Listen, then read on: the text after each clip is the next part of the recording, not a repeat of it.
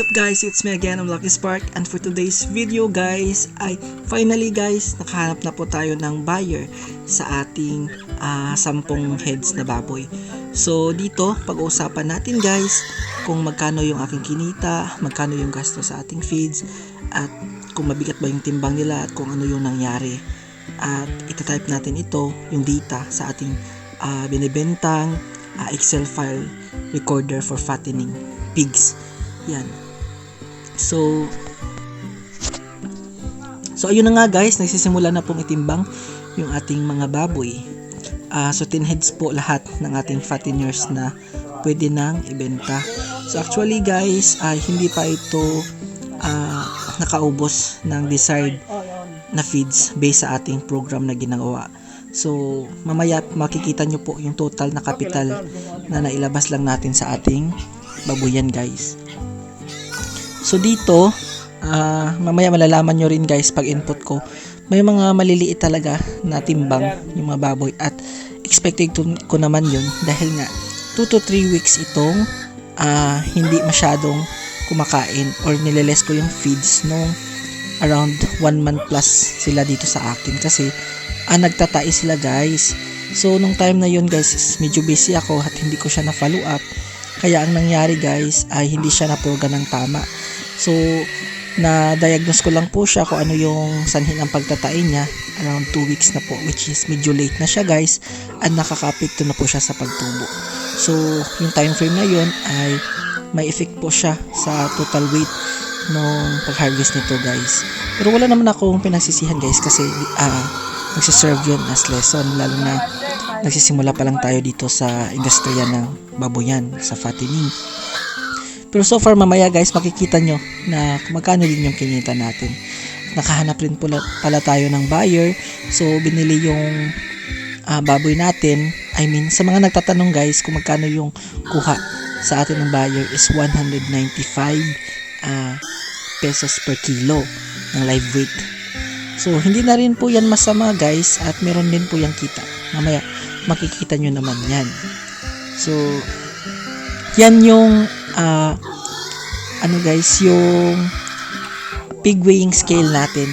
Yan po yung binili natin at available po yan dito sa link. So pag tinatap nyo po yung video na ito, makikita nyo po yung link nyan. Pwede nyo po yung itap at mag-order kayo dyan.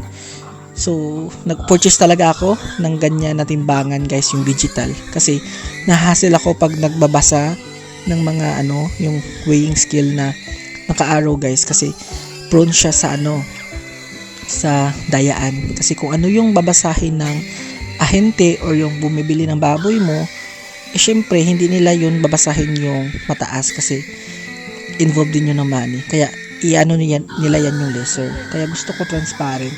Kaya nag-invest talaga ako sa ganyan na timbangan, kahit sabihin natin nasa 1,000 plus yan yung binili natin na timbangan. At yan na po guys, makikita nyo po yung ating mga baboy ay pinapalakad na po yan galing sa kulungan natin palabas ng ating bahay. So malapit lang naman tayo sa main road. So yan, so may mga malalaki din tayong baboy, makikita yan mamaya guys. At maraming salamat sa mga nag-purchase sa ating Excel file na for fattening record. So I hope magamit nyo yan sa inyong business. And nakakatuwa lang guys kasi parang passive income ko na rin po ito, dahil di pa naman ako nakabalik sa trabaho ko na consultation. So wala pang calling. So dito muna ako nakafocus sa ngayon sa baboy. At nakakatuwa naman guys mag-alaga ng baboy, kasi ang maganda dito sa babuyan ay nakakadagdag siya ng income, at yung pera mo ay tutubo talaga guys. So depende yan sa location guys, yung palagi kong sinasabi na yung income nyo nakadepende yan sa live weight price. So before kayo mag-invest, make sure na maganda yung presyo sa lugar nyo. Yun lang po.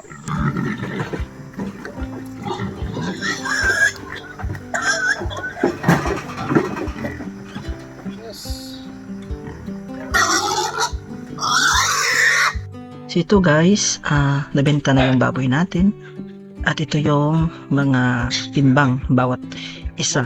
So tanggalin muna natin tong nakalagay dito Kasi ito yung example ng mga timbang. Pero mas medyo hindi mabigat yung baboy natin ngayon. Gawa ng nagkasakit yun. Okay, na-clear ko na guys. So ito is yung total feeds expenses is complete na. Ito piglets purchase cost. Complete na rin yan. Miscellaneous expenses. Nakalagay na rin ito yung last na purchase natin sa sako. So may tira na isang sako ng finisher tsaka isang sako ng grower. So yun, mababalik sa atin yun na capital. Kasi hindi natin yun na consume. So yung total expenses natin or total capital is 116,923. So almost 117,000. So ngayon ilalagay na natin yung timbang ng bawat baboy base sa kanina sa mga timbang. At yung live weight price na nakuha natin ay medyo similarity pa tayo kasi 195 yung bili. So kakopy lang natin yan. Yan, 195. Tapos ito yung average live weight price. So 195 yung price talaga niya, live weight. Ilalagay natin yung unang timbang 84. Yung next is 78. Yung next is 90. Yung next is 90. Next is 75. Next is 90. Next is 71. Next is 83. Next is 80. Next is 70. So total weight is 811 kilogram. So average weight niya is 81.1. Number of heads is 10. So total sales is 158,000. Yan. Yung total capital natin is 116. So total profit natin or net profit kasi wala po tayong depreciation cost. Nilagay lang po natin yan dyan pag malaki na yung farm natin. So yung total profit natin is 41,222. Yan po yung total profit natin guys. So in 3 months and ilang days ba yun guys? In 3 months and 17 days in 3 months and 17 days ito po yung kinita natin guys, 41,000.